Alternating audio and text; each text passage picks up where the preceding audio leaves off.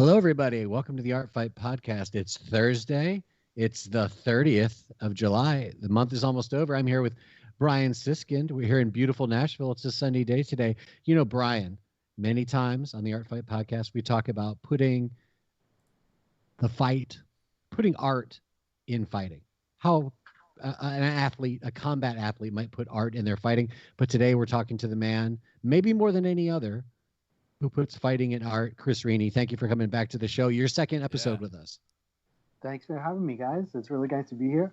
Yeah. So our listeners might remember Chris from his last episode with us. Chris is an artist who does essentially like comic strip style MMA cartoons for Bloody Elbow. And you also have a new book project we want to talk about. We want to talk about quarantine life in New York. We want to talk about clam sauce. We have a lot of ground to cover in the next hour, Chris. Excellent. I came ready.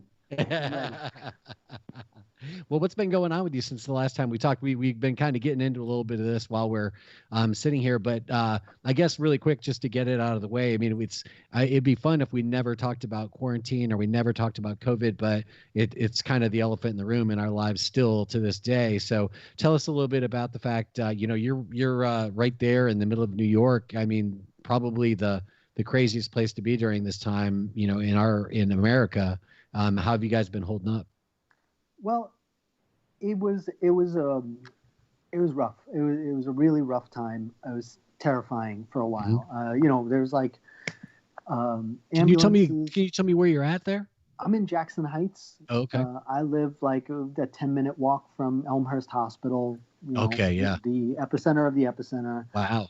My favorite cafe in the neighborhood is 1 block away from Elmhurst Hospital, and the guy who runs it, he and I are friendly, and he did a beautiful food drive, and he donated a ton of stuff to there, and I go there and I chat with him once a week and get his I like hearing his opinion. He's got like a very on the front lines kind of a perspective on things. I have 2 kids, they're 4 and 5, having them I got skin in the game. Yeah. On another level. But one thing that has happened that changed since the last time I talked to you is we sold our apartment and bought a new one. It's in the same co-op complex, but it is 3 bedrooms, 2 bathrooms. Oh yeah. And good Lord, I could not feel luckier that we have my wife. Her office, they're all teleworking, and she works from home, and we have this extra room. She can just have an office. We have a little more space, and we moved to not the ground floor, but the first floor. We got like a lobby, and then we live on the first floor. And my kids are home, and they are just smashing through the place, and I don't have to worry about my downstairs neighbors, which is like, the eternal New York inconvenience. Quintessential. Yeah. And I talk to other people in my building, and they're like, "Oh yeah, it's rough. My neighbor's pretty upset. And I'm like, because we're trapped together. We're living together.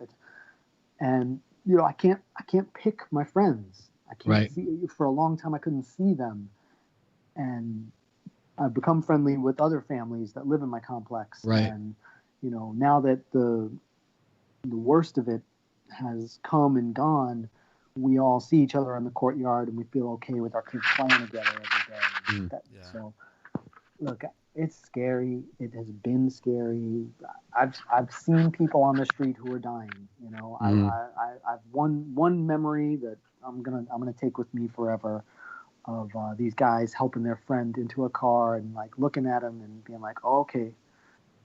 There was a time in April, especially, where you could tell that people were just like hunkering down, and they were sick, and they were just trying to get better until they couldn't. Yeah. And then they would be like, okay, going to hospital. That's the thing about I'm New dying. York. That's the thing about New York too, is like you can't. Everybody's going to have a common experience whether they want to or not, just because of proximity and density, and so you kind of get this unbelievable perspective there that. Because down here in Nashville, everything's pretty, even in the denser areas, it's not people living on top of each other and all that. And so it's the opposite sort of dystopian weird nightmare here, in the sense that like you go out and I've got people call me like, "What's it like there?" I'm like, "People are walking around like it's fine, man. Like basically, that's what's going on." So it's a weird thing. During the worst of it, sometimes you just got to get out. And we'd take the kids for a walk, and it's like I remember it being like a Sunday at like 6 p.m. and there's nobody outside. Wow. Drunks and dirtbags and like maybe like 20-something-year-old guys like smoking a blunt on the street. Like that's it. It's like every store is closed. Everything is, and it's just unreal to see this, like a neighborhood that I live in a particularly dense and bustling part of the city, and to see it shut down like that, it was really jaw-dropping. Pretty real. But you know what? I think we're all kind of also, as creative types, a little bit purpose-built for this. I think I think that we're some people that are perhaps, by our creative endeavors, also a little bit more predisposed to the idea of uncertainty or discomfort, or whatever. I'm not saying like we're immune to, witnessing horror and not feeling awful, right, and being devastated by it. But I guess I'm just saying we're not immune, but I do think that, like, there's something about a little bit of chaos that for some reason, whether, it's a snowstorm and it kind of shuts things down or whatever it is, I get a little bit of peace out of just sort of mass interruptions. But at the same time, in this context and with the ramifications and impacts on humanity of this proportion of a problem, it's hard to, get all wintertime snuggly about it, right? It's the worst thing that's ever happened in our lives. I like that about extreme weather, how it neutralizes people's personal proclivities. Like once the heat is over 95, everyone on the street is just like, yep, I'm hot, you're hot. There's like this bonding that happens. And especially like after a heavy snow, I like taking a walk, and you kind of like, you see people out on the street like, yeah, you know what's up, right? And this is not it, I spent many hours like on line for a grocery store. It's like a block, 2 blocks long. You spend like 45 minutes waiting online, and you get in the store and you don't feel better. You feel like, oh God, I just gotta fucking get in and get out and do this shit, and it's great. For a long time, I was the only one that left the house. My wife and kids, they stayed home and go to the courtyard, maybe take a walk around the block, but that's it. Right. Well, but now we're coming out of it a little bit, right? On your side, at least. Here we're in the thick of it, but now that's great. Your kids can kind of start playing around with other kids, and a little bit of that tension being released must be awesome. So, without further ado, though, I really want to get into, though, right away, something a little topical. And Joe, I haven't even previewed you to this. You may not even be aware of it. I'm ready. But I'm ready. Bring it on. I just want to turn. I'm going to do a really harsh turn here. But so Chris, gets in trouble on Twitter, and we just wanted to have an intervention here and just say, look, man, like, no, I'm just kidding. But you did have a little dust up, and I thought it was particularly interesting only in, and I don't really care about the sort of the drama of it or whatever. But I must have missed this. But I do think it's. Is this about the clam sauce? I wish. That'd be a great epitaph. I'd go to the mattresses for that. No, so I mean, I'll spare you, Chris, unless you really feel like you want to talk about it. But I'll just make it. No. Yeah, it's easier to hear someone else. Yeah. I mean, in a nutshell, Chris made a commentary in and around something that Ariel Hawani had said about art that had been sort of submitted, animated sort of art, comic type art for his. I guess he's using it for one of his shows or podcasts or whatever. Mm-hmm. And I guess there's an artist that, he was kind of shouting out this artist, but at the same time, it's sort of like, but, Chris was sort of in certain terms saying, is this person getting paid or what? Oh, okay. Or like what's going on? Like what? And it was really just an argument about, or just raising the hand of just sort of the, and is this for exposure? Right, yeah, exactly, right. So, but I know there's more layers to this. I know there's more layers to this, Chris, and you don't need to get into it. But ultimately, what I think was great about it, whether we get into it or not, is that I love the fact that you paralleled sort of your advocacy for fighter pay to be not any different than your advocacy for artist pay. And there's something inherently to that makes it's, I don't know if that makes us like sort of socialist on soapboxes in the 1920s, you know, in New York City. No, like, man. But you know what? workers' rights or whatever, man. But I mean, fuck exposure. That's 100% right. There's this old like was a heavy metal band called Anvil. Yeah, You know, I think there's a documentary about them. Yeah. And they made a really good observation once about like it's better to own 100% of the rights to your work and sell 20,000 copies than it is to not own any of the rights to your work and sell 1 million records, you know? And I think that the lesson from that is that you are inherently valuable. If you create something and people want it, you have value, and no one has a right to your creation. Mm-hmm. And I think that the most insidious part of the for exposure perspective is that, you know, someone doesn't have to pay for your stuff. Yeah. That's at the core of it. They're basically saying your stuff is so good, you deserve to get paid for it by someone else, but not me. You know, and I'm not referencing this specific dust up I had yesterday. I'm saying this is a universal thing. This is I've been approached many times with this exact thing. There's a wonderful Twitter account called For Exposure, and there are people really? Actually, you know who? Yeah. Oh yeah, that's great. You know who else knows quite a bit about this is the video game developer John Jones. That's great. He knows quite a bit about this, and the real John Jones. The real John Jones. Yeah, totally. And this is probably just one of those moments where a part of my personal career overlapped with my MMA media career. And, you know, I'm not going to back down on that. I don't want to call out the artist. I don't really feel like calling out Ariel is too sensitive. It's you know what it is? I shouldn't make him a stand-in for every corporation that does this. And that's the area where I'm like, you know, I don't want to drag someone. You know, I want the idea that like an artist should get paid for their work by a corporation. Mm-hmm. And you know, if you Google the value of ESPN, the number you get is 50 billion.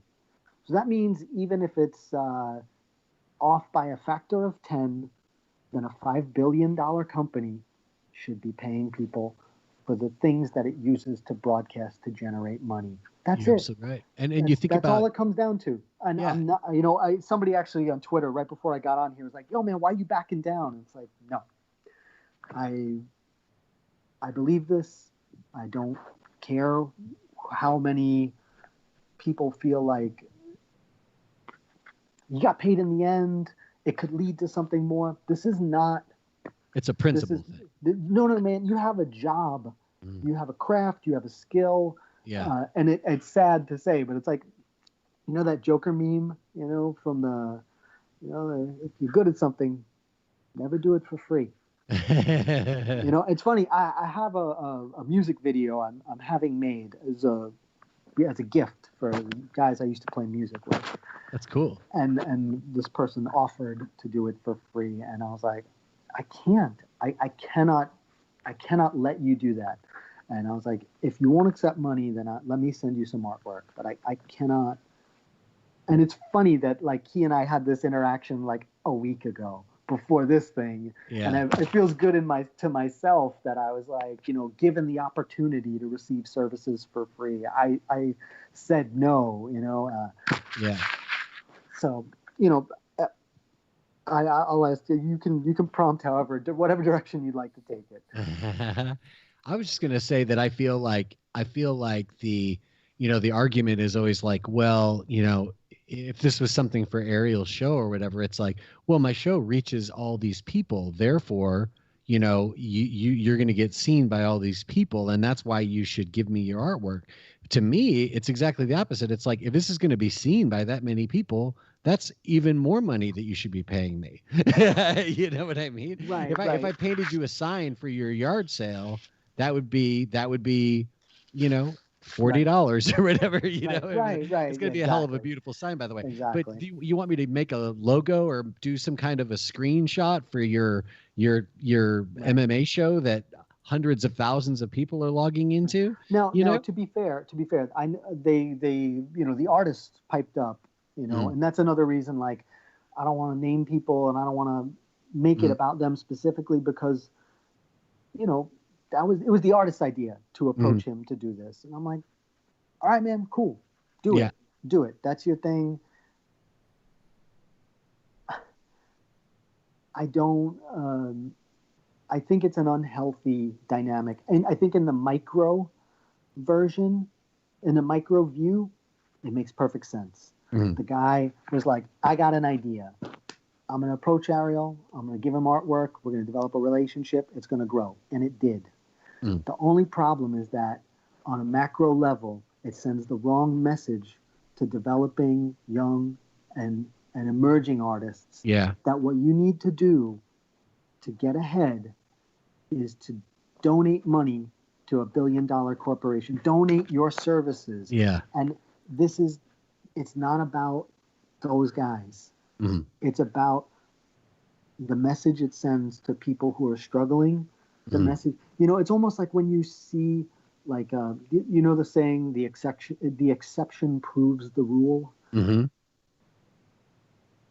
can't tell everyone to work for free because it's going to work out, because it's only going to work out for a portion of them. Right. And if everybody looks out for themselves, if everyone says, I'm valued, I have a skill, I have a craft, and I'm a business person. I think one of the tragedies of our society is the idea that if you enjoy what you do, you deserve less money. The more you suffer, the more money you deserve. And I think that's one of the tragedies of our, social structure at the moment. Yeah. Because there are so many people who understandably have very difficult, have challenging jobs, have jobs they don't want. And the idea that someone else enjoys what they do, it's like, and they make more money than me. It's like, it's soul killing to exist in that sort of dynamic. And there's this idea that if you make a lot of money, you better be happy.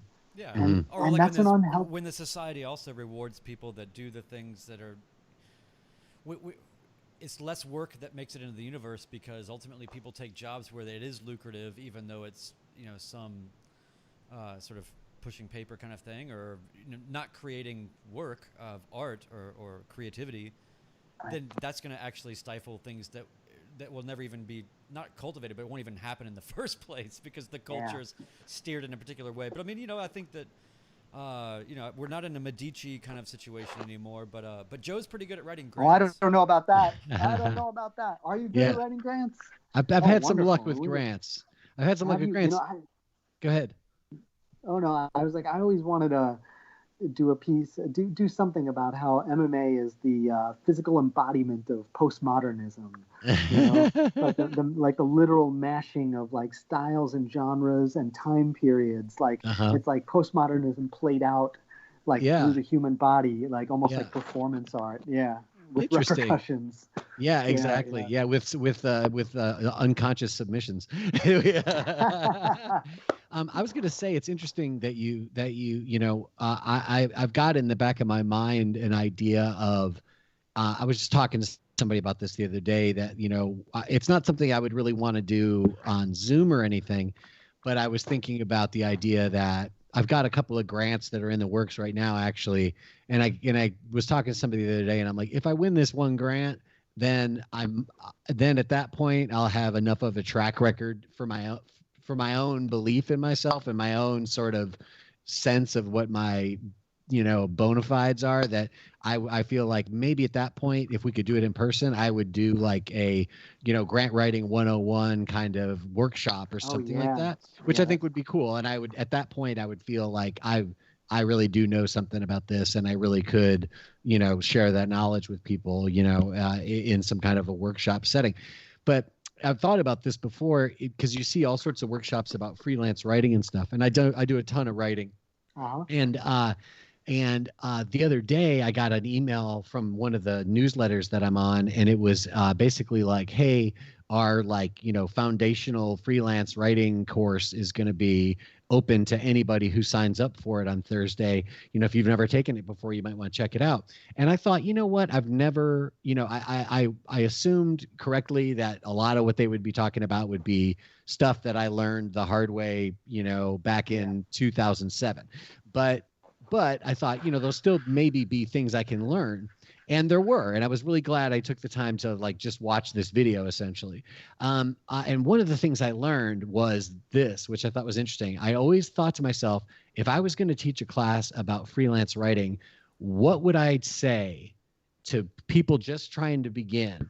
What would I say to them about working for free? Because there's this devil in the details when you're starting something like this. I'm sure it's the same for illustrators as well, but there's this idea where it's like, if I don't have some kind of writing to show you, why would you hire me to write for you, kind of thing? You know what I mean? And so therefore, many writers, including myself, found ways to get writing done that didn't involve getting paid at first. I did it in a couple of ways that I still felt good about, like where I wrote stuff for like online zines and things like that, where it was like, well, nobody gets paid to write this zine. We're all doing it because we love this music, and you're going to get a free record, or you're going to get to talk to this author, or whatever it might be. And so in some way I didn't feel like I was being like exploited, by somebody who had billions of dollars and wasn't paying me. You know what I mean? But I wondered what they were going to do. And I was very happy. He got to a certain point in his little presentation, and he said, "This brings us to the idea of writing for free." And I was just like, aha. And I was like, what's he going to say? Like, I was so excited when he got to that point. And then he thought he was thinking that he had to address that. And he did address it. And I was even more excited when he said, don't do it. Don't write for free. And then he gave you all the, 4 or 5 different ideas about why you don't need to, why, the reason why you think you have to isn't real. If you still feel like you've got to come up with some kind of a portfolio just to get started, then there's other ways to do it besides selling your labor for nothing, and stuff. So it's been something that's, I mean, if you're in the creative world at all, it's always on our minds, because it constantly comes up. It was only a few weeks ago, I think, that something came up, and I was on Twitter like, the quickest way to end this email chain is just to ask somebody like, what's your budget? Of course, guess what? Course. You'll never hear from them again. Yeah. I would strongly recommend, if there's any creative person or freelancer listening, there's a famous YouTube video called "Fuck You, Pay Me." And you have to watch it. You have to. I watched it, too late into my career. And it's like, I made so many of the mistakes this guy talks about. When I worked for Vice, I've made those mistakes. I got, and I have myself to blame for not educating myself, and being too happy to get an opportunity, being too happy to being appreciative of the opportunity and the eyeballs that I got. That doesn't mean I am absolved of the obligation to be a business person, because the fact is, I'm working for a business. That's right. I went to art school, and I didn't have to take a business course at all. Sure. I thought a kid was banging on the door. Like some sort of monster. Practicing his elbows. Yeah. Anyway, so that's I would say, man. Fuck You, Pay Me. I was actually thinking about rewatching it. I can't recommend it enough. It's get schooled in 20, 30 minutes. Yeah. That's great. There's a really good, if there's any budding science fiction writers out there, there's a great YouTube video called "Fuck Me, Ray Bradbury," but that's a different subject. Well, I think that there's something about the power of manifestation that people just need to understand. It's a real thing. I'm not trying to be all hippy dippy weird about it, but anybody's been alive long enough to kind of generally see that if you think these ways, this is what kind of comes from that, and so in the Conor McGregor agrees. In the crudest sense, it is sort of like what you make it, and ultimately these things come to you. Yeah, I mean, we talked about this with Robin Black last week a little bit. Just sort of this idea that you kind of have to in the earlier stages of what you're doing, maybe even almost delude yourself and just suck at it for a while, but still assign value to it and keep pressing, and don't worry about why you're not winning, you know, or having all this success. Just make more shit, make better shit, and let that be your discipline and your response, and the stuff it'll just happen. I mean, things will happen in whatever way. They may not happen as much as you like or in the avenues you like, but going back to the tale of the great band, real or not, Anvil. That's right. I mean, that's a real wisdom, you know. And I think that also, even if you are in the position of, you know, oh great, they're gonna pay me, that opens up a whole other set of considerations, because how many times have you been in a situation where you're like, oh, you know, people are like, oh no, I really want to make this worth your while, you know, we really love what you do, and then they come up with what they're gonna pay you. And it's like, oh my God, I'd rather you not pay me. I'll tell you a story. Like, I had the agreements that I made with Vice were all over the phone, and my editor, Josh Rosenblatt, that dude is fantastic. We've had him on. Friend of the show, Josh Rosenblatt. He helped me make this book that I'm publishing. He wrote most of it. Yeah. You know.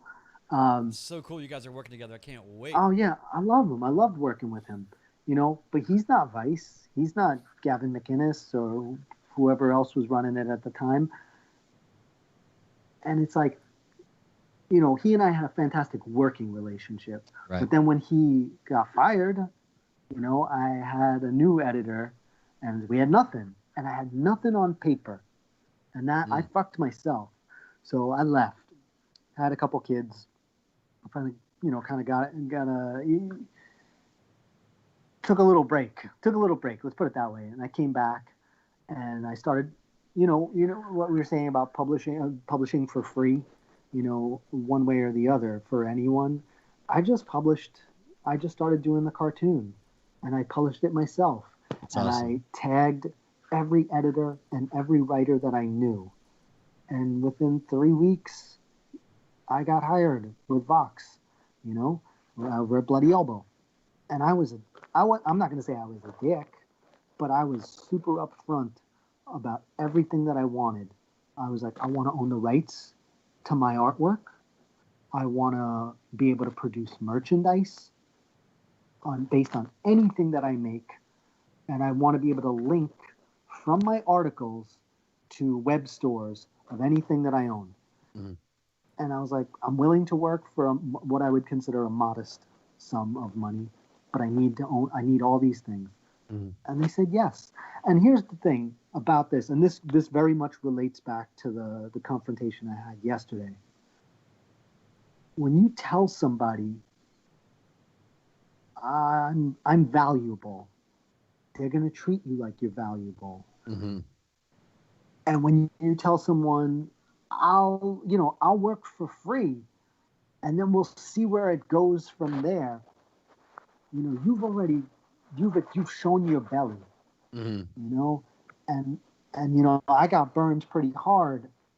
I wouldn't even say pretty hard. I just made a lot of amateur mistakes. So that the second time around, I was like, nah, man, I want to work with you, but you gotta meet me halfway. And they said yes. And I got to say, I have a great relationship. I feel like they trust me.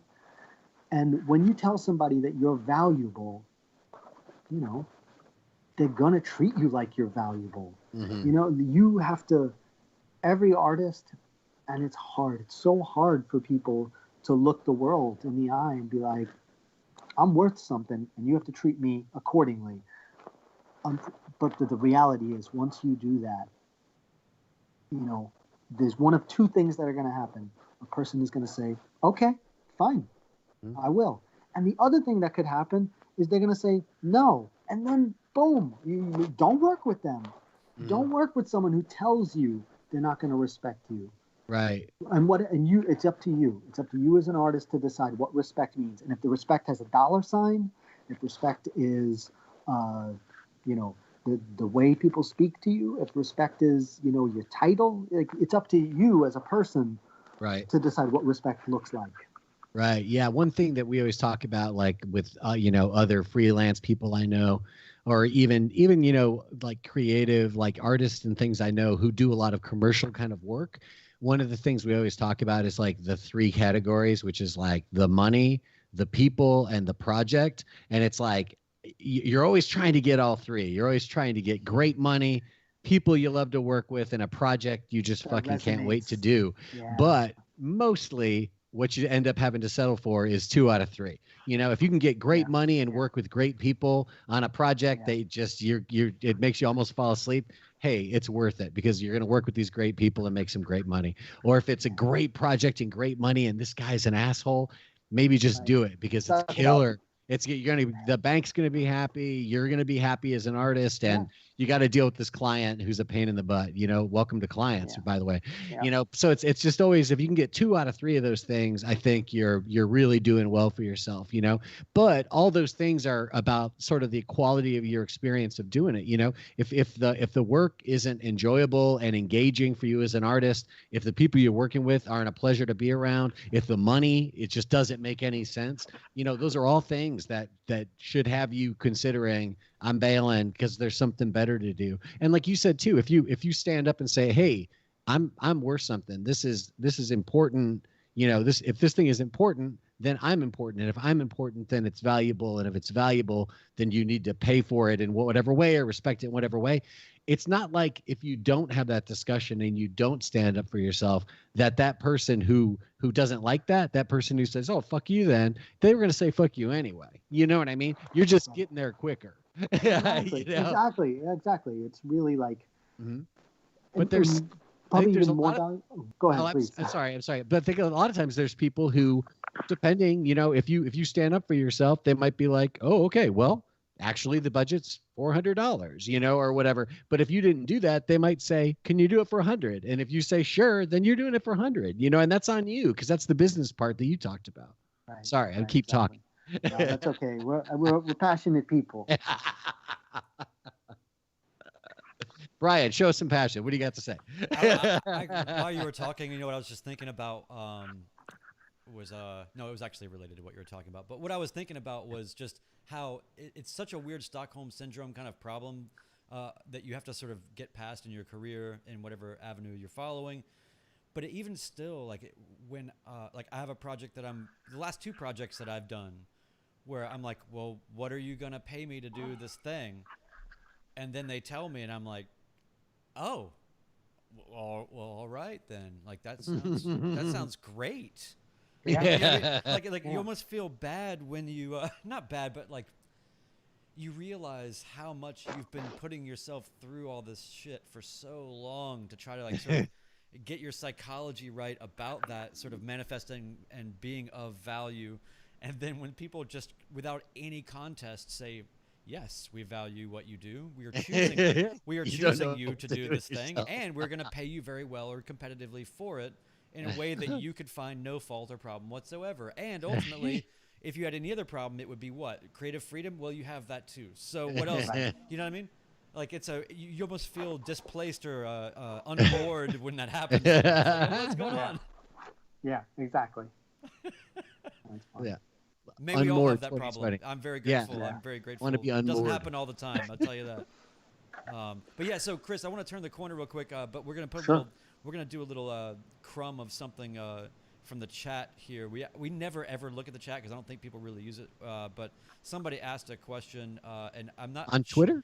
I think this is we're going live right now on YouTube, Twitter, Periscope, whatever, Facebook. This is coming through the YouTubes. But oh, that's cool. Thanks for a question. We appreciate that. We'd love more questions, y'all. Agreed. Yeah. So, and I might not read this very well or understand it, but Chris, I think you will. It's for you. So, the question or the comment basically says, "Is it all right that I can't draw humans, but I plan on using another subject to draw, aka anthropomorphic animals? I don't plan on working for a company." So I guess it's like, is it right that I can't draw humans, right, in this context? I have such an answer for you.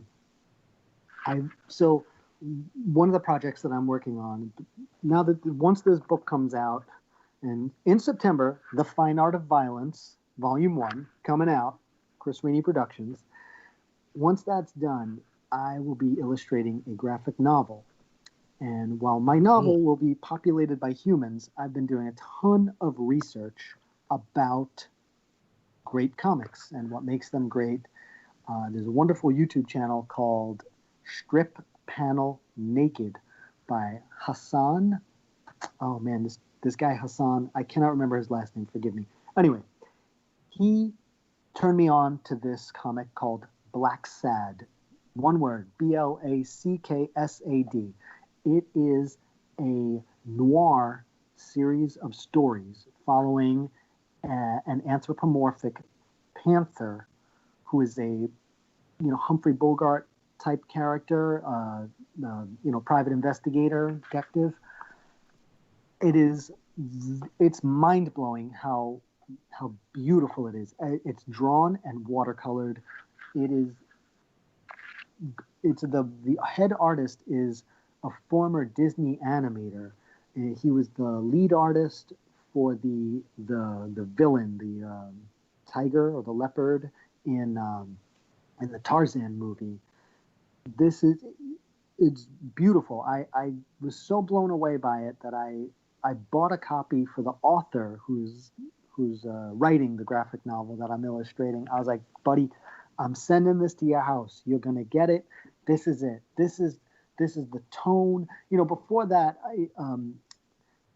probably the best non-superhero comic that I had read was Berlin, which is a very dark, stark, black and white comic about the Germany during the intervening years between World War I and World War II.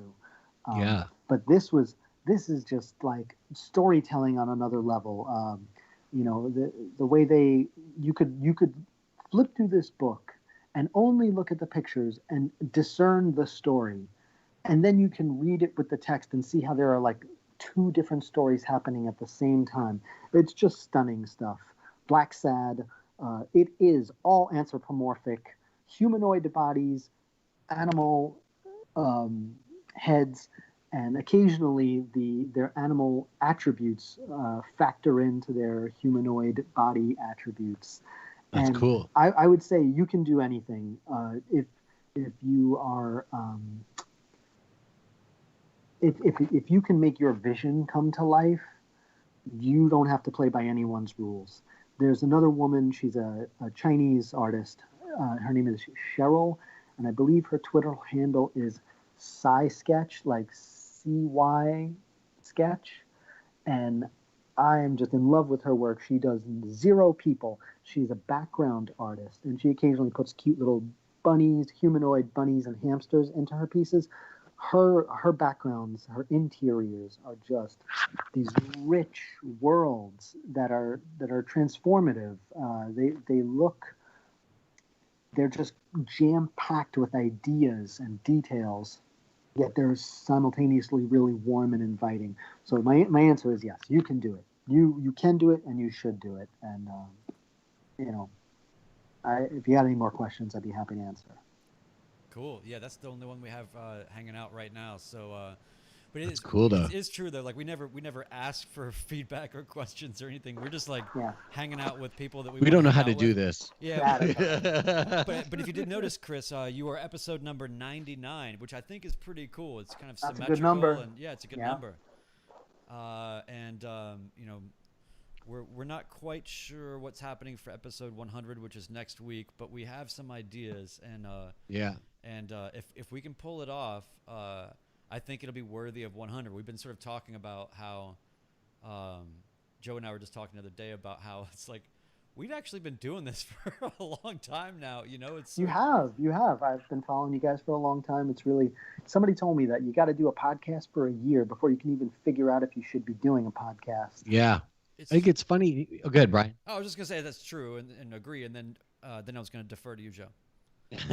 when Brian and I were talking the other day, it was just also the thing, I was making the point that it's like, I feel like, I wouldn't have wanted to do this if I didn't think we were actually going to do it, and even though things like this can be difficult, or writing a book can be difficult, or having a band can be difficult, or whatever it is that people are doing, at the end of the day, it's just really important to me.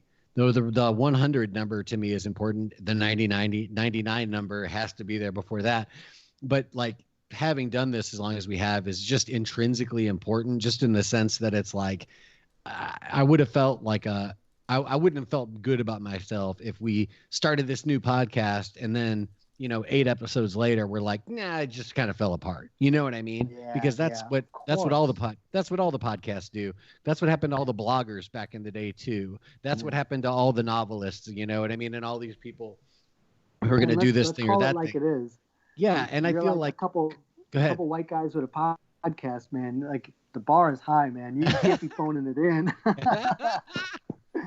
Yeah, it's funny. I feel like we're I feel good about the fact that we have, for what it's worth, we had a dumb idea and we stuck to it. Yeah. I love that. Can I ask you a question? Yeah.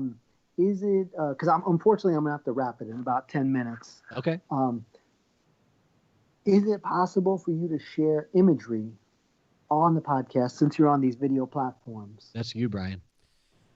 So the answer is yes. We've only had one guest sort of ask for that at some point. The problem is, or the challenge is, and I know listeners don't really care about this, or maybe they do, like the what's behind the, how do you get a podcast to be all video like? Well, basically, I wanted this podcast to stand out at least a little bit. I mean, visually, without going to too much effort, obviously. But besides Joe looking like he's in Close Encounters, like with the blinds lines, like sort of going, like right. You definitely look like you've been hunkering down in a pandemic for a while, Joe. Right? Like, you're just like, but the light. But the one thing I chose to do, Chris, was to make it black and white, just because, for some basic ease reasons. Number one, everybody's color temperature and white balance and camera situation is so different. Yeah. I just wanted it to not feel exactly like Zoom. And I wanted it, so I built, some layouts, but I didn't want it to feel like we have a sports show or something either, right? Yeah, so of course. I just wanted. No, now it's more like Le Arts Fight podcast. Yeah, that's okay. So the black like and early white. Godard. So the way that the black and white thing works is it's essentially like a kind of a filter overlay that happens over anything that happens. So that's why we can see each other on Skype in color, but what the people are seeing here is black and white. So the problem is, if somebody wants to show art, they would send me the image, I would put it up, and it would just show in black and white. So if it's I wouldn't care about that. Okay, so that would be the only real problem. I was wondering if you would, forgive me for just basically inviting myself to a further episode, but no, if you would, show, buddy, come on. If you would like to do a book preview, I would 100%. Love to do that. I would love to just dedicate one to that, because there's been quite a bit of topical stuff took over, Yeah. So when would that be? That would be like in about 3-4 weeks? Yeah, I'm going to go away on vacation with my family, and then I'd like to just start getting on a promo tour in September. Yeah. Okay. Can we do sort of like a whatever the equivalent of like what was that place that used to be in New York down like the meatpacking district? What was it? Meatpacking plant. Yeah, the meatpacking district. Yeah. But there was a place there. The Cooler. Yes, the Cooler. Oh, I love that place. Right. Oh my God! Top 2 clubs in the city. Yeah, that was back when. Oh man, I saw like Hassan Hakmoon there and all kinds of crazy stuff. But anyway, the Cooler. So whatever that vibe is, I was just thinking for your release, you, me, Joe, get Josh on. We all have whiskey, hang out, and you guys just. And here's the thing: is that since you're on Skype, effectively you should be able to just sort of like share your desktop, and then you guys can. Oh, really? Yeah, so I can give you like half the screen or something, and then you guys can go through it, and then everybody that's listening right now can be ready and join and be excited about it too, and we'll make sure that everybody pays you or gets the fuck out.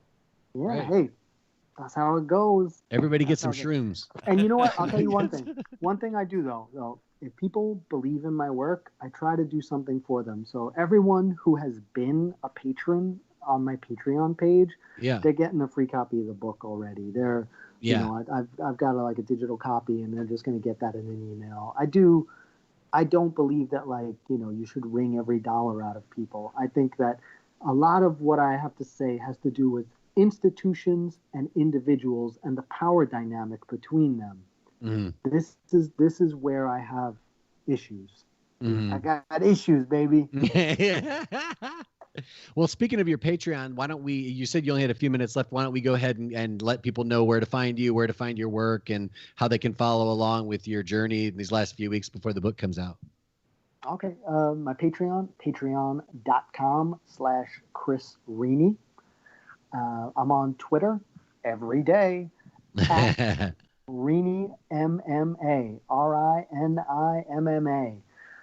And honestly, those are the only two things I'm updating right now. I went a long time without updating my Patreon, and people stayed with me, and I'm so grateful to them. I started, what I do is I publish on bloodyelbow.com on Mondays and Wednesdays. The comic is called MMA Squared. It is a satirical and humorous look at the top stories of the day in the MMA universe. Yeah. In the style of editorial cartoons. Yeah. Recently, someone. This is a better tweeted, description than I gave when I introduced the show. Oh, it's all right. It's all right. Yeah, I've had 2+ years to come up to figure out what it is I've been doing, and props to Bloody Elbow for keeping me employed for that long, baby. I love it. And then, so I'm on Bloody Elbow Monday and Wednesday, 9 a.m. Eastern Standard Time. MMA Squared comes out. I'm on Twitter like crazy, but while the fights are happening, you get on my Twitter, at Rini MMA. I will be drawing the fights while they happen. And I usually make a thread and I string them all together. Yeah, and that's it fun. ranges from like artistic, you know, gestural drawings of the actual fight to occasionally, you know, making jokes about whatever's happening. So maybe the more ridiculous it gets, the sillier the stuff gets. And if there are great fights, you know, I'll just try and do the best drawing I can just to kind of add to the experience. You know, there's this funny thing where, like, fighting is a sport that is shared with your friends that you've never met online. You know, it's not like, you know, I grew up in a baseball family. Everybody sits around the dinner table and kind of talks trash about who's fighting, who's playing. And, you know, MMA is born of the internet, and all my MMA friends are on the internet, you know, so I'll see you there. Yeah, we'll occasionally get together groups to like watch fights, you know, like at, you know, somebody's house or whatever. But, you know, most of the time, you know, my favorite, it depends too on what's going on. Like, you know, for certain cards, I just don't want to like take over the television if my wife wants to see something else or something. Yeah. So a lot of times I'll just watch them on my phone, which means I'm usually not going to go to the trouble to have my computer nearby to tweet at the same time or whatever I'm doing. You know what I mean? Yeah, that's hard. So, but it's fun when, like last week when it was, you know, such a big crazy card, I was like we're gonna make dinner and then we're gonna watch the fights on TV, and then I was like tweeting, you know, and it was like I really love that aspect of just seeing what other people are talking about and other people like saying, "What are you, crazy? That's a 10-8 round." Yeah. Dude, some people, I'm sorry, like I get paid to make jokes and draw cartoons, and thank God I can draw, because there are some people out there that are way funnier than me. Yeah. I actually, like, especially if I'm like working on, like, I got a deadline, I got to pump out something. The last thing I can do is like look at the comments. Yeah. Of like Reddit or Twitter. I got to be real careful, because you're gonna see something and be like, "Oh, I didn't think of that," or like, "I could have thought of that. I might have made it there." You know, there's some really good people out there. I really enjoy them. For sure. Well, hopefully some of them are watching now or watching later. And MMA Twitter is it's a very special place. It's a I'll tell you what though, I love the just all of the layers of the MMA fandom experience after you've been doing that a long time. It's a very rich and sort of wonderful, abhorrent, grotesque, hilarious, depressing. It's all those things, and I love it for that. But we'll make sure all the links to everything are in the show notes. But we'll let you get on out of here. Thanks for working it out, Chris. That's all right. My pleasure. If you want one more thing, yeah, man. I'll give you the if you would like the spaghetti with white clam sauce recipe. Oh yeah, love it. Number 1 pound linguini, if you want it the way I grew up. The king of the noodles, by the way. I think linguini is the king of the noodles. Oh man, I won't even pretend to know the answer. But here's the thing: cook it as little as possible. Okay. Because it's gonna soak up a lot of juice and it's gonna be like mush later. So cook it as little as possible. Follow the instructions on the box for al dente. Uh-huh. Get like 2 cans of baby clams. Get them from 2 different companies. You want to mix, right? Okay. Set up a pan. Get generous with the garlic. Cut it real small. Watch Goodfellas and watch how Paulie cuts garlic. You cut garlic like that. You get a big chunk of big old, like maybe, I don't know, 1/3 of a cup of parsley. Dice it. The finer you dice it, the better it's going to taste. Brown up the garlic and the parsley in olive oil. Throw in the clams.